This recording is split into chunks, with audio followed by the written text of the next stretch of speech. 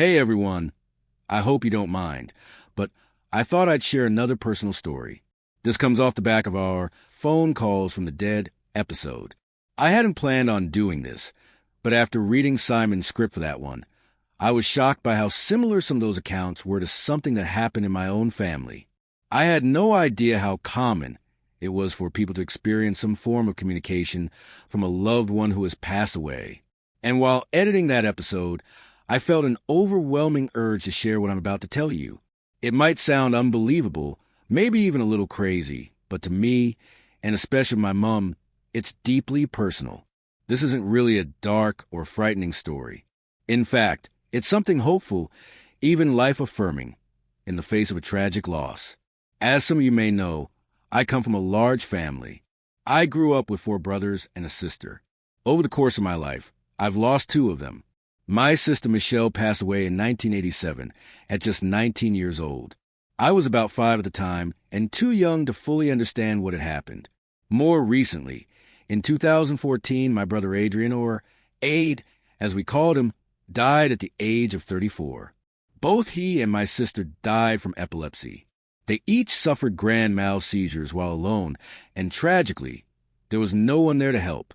It doesn't run in our family. Michelle's epilepsy seemed to come out of nowhere, while Ade developed seizures after severe head injury in 2012. In an almost poetic way, their deaths felt eerily similar, even down to their personalities and character. After both of their passings, my mom experienced strange, unexplained things. For now, I'll just focus on what happened after Ade's death, as those memories are still fresh. You may not know this, but Bedtime Stories itself is dedicated to Ade. He was an artist with incredible talent for pencil and charcoal drawings. Nearly 20 years ago, he and I had the idea to create a website with creepy stories, my words paired with his art. But as so often happens, life got in the way, and we never saw that dream through.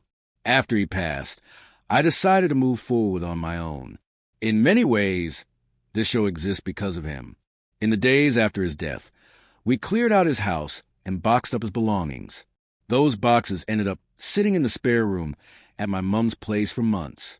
None of us felt ready to put them away in the attic. It would have felt like shutting him away in the dark, like forgetting him, and none of us were ready for that. About 4 weeks after the funeral, Mom was in the kitchen when she heard a phone vibrating. Her own phone was on the table beside her, silent and blank. The sound was coming from upstairs. She followed into the spare room, where Ade's things were stored. The noise was coming from his mobile phone. Now, no one had touched Ade's phone since he died. The battery should have been completely dead. It had been sitting in use for 6 weeks.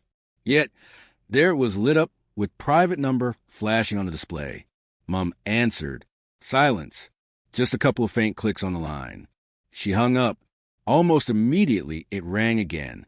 This time, the caller ID showed Ade's girlfriend. Mom answered, only to hear his girlfriend, nearly hysterical, asking, Ade, is that you? Are you there?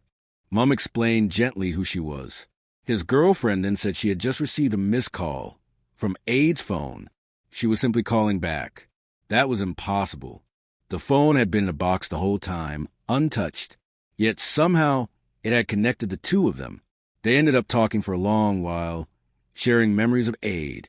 When the call ended, the phone immediately went blank out of battery, as if it had never turned on at all. To this day, Mom is convinced that Ade made that call happen so the 2 of them could share that conversation. But that wasn't the first strange event. About a week before Ade's funeral, Mom had been agonizing over what to place in his coffin. Something personal, something meaningful. But nothing stood out in his belongings. One night, she woke up suddenly with a pounding in her head, like hammer blows, and a voice repeating over and over, picture, top of cupboard, picture, top of cupboard. The next day, she insisted we return to Ade's house. I tried to tell her we'd already cleared everything, but she wouldn't let it go. We searched the place top to bottom. Nothing. Just as we were about to leave, Mom pointed to the kitchen cupboards and asked if I had checked above them. There was a small 2-inch gap between the top and the ceiling. I climbed up, and sure enough, there was something hidden there. When I pulled it down, I froze. It was a photograph of Ade's young son, grinning from ear to ear. Mom wept when she saw it. Only Ade would have hidden something so precious in such an odd place. That picture went into his coffin. A few days later, it happened again. This time, about the funeral music. We'd chosen 2 songs, but couldn't decide on a third. Once again, Mum was woken by that same pounding voice. Cyndi Lauper, True Colors. Cyndi Lauper, True Colors. At first, I laughed it off. Ade was a rockin' indie guy, not someone you'd ever catch listening to Cyndi Lauper. Mum hated that style of music, too. It made no sense until we read the lyrics. At the service, when True Colors began playing right after my eulogy, the entire room was in tears. Over the years, Mum has also seen him around the house. Brief glimpses of his figure, sitting in a chair or disappearing around a doorway. Even my partner once saw his outline behind a frosted door at Mum's house. I even saw him myself. Once, after my twin boys were born, I dozed off beside my newborn son on the sofa. When I stirred awake, I saw Ade sitting on the opposite section of the sofa, leaning in with a smile, watching over my child. Then he faded away.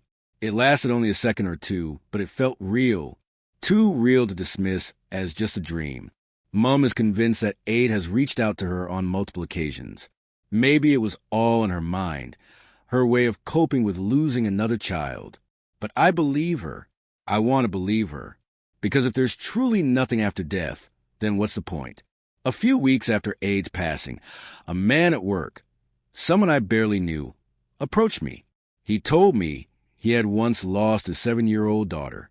He said something I've never forgotten. Time's a great healer. You'll never fully mend, but it does get easier. And then he walked away. Even now, I sometimes catch myself thinking about calling Ade, asking to grab a beer and play a game of pool. And then the sadness hits me all over again. Like all brothers, we fought and argued over stupid things. But he gave me some of the best memories of my life. Moments of laughter and heartbreak, too. He was my brother, my best friend, and I miss him. I just hope I'll see him again one day.